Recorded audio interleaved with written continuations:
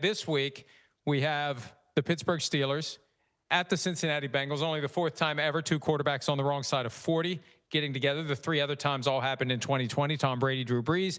The Steelers favored by 5.5 at Cincinnati. Cincinnati have been double-digit underdogs pretty much every week lately. It's only 5.5 with an over-under of 44.5. We have both picked the Steelers to win every week this season. Now, the upset trend in primetime is real. And I was on 93.7 The Fan yesterday in Pittsburgh, and they said Mike Tomlin has never won a short week road game. Wow. Ever. Wow. So that's a factor as well. Who do you have? Well, I do have the Steelers, right? But because of the, your prime time, and not even prime time, but more of the Thursday night. Thursday night, to me, is just odd. We've talked about it a lot. Yeah, it's not a normal week.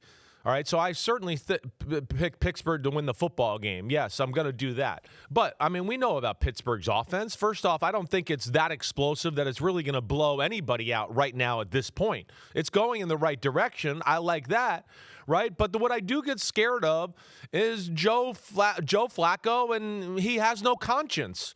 That's what I get scared of.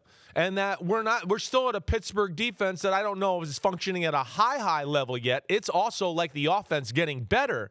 But do I think there'll be some holes there for Jamar Chase and T. Higgins and Joe Flacco to throw a few little, some lasers down the field to make a few big plays? Yeah, that's what kind of scares me. Or late in the game, one team takes their foot off the gas pedal like we saw the Bengals with the Packers last week, and then they get some late touchdowns, right? My big thing here is that scares me, Flacco to Jamar Chase and T. Higgins big plays. The other thing that just scares me, Pittsburgh's offense needs to come out and be aggressive and kind of squash the mentality of the Bengals right away and kind of be like, no, we're here to play. Yep, it's Thursday night. We're going to be a little aggressive too here and take the will out of them. But I don't know if they're capable of that. I'm going 27-24 Steelers here, so I'm going to have the Bengals cover.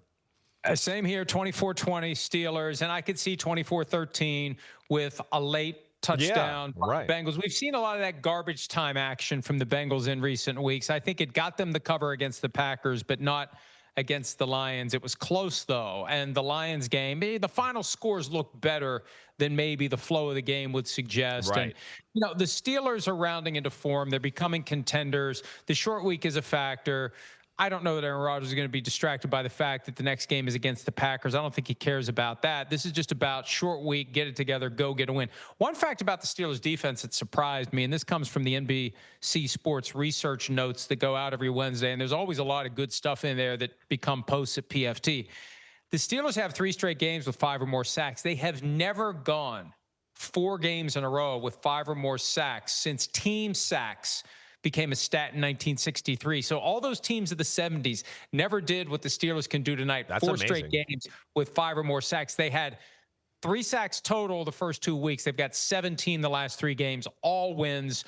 I think it's enough for the Steelers to get to 5-1 and really continue this conversation that we started yesterday of what moves they should maybe make as the trade deadline approaches to get not just, it was all in, let's get to the playoffs and win a playoff game. Now it's let's go all in because maybe we can go deep into the playoffs. Right. Yeah, I hear you. I'll be interested too because like we were talking about yesterday, it's there to be had in the AFC right now.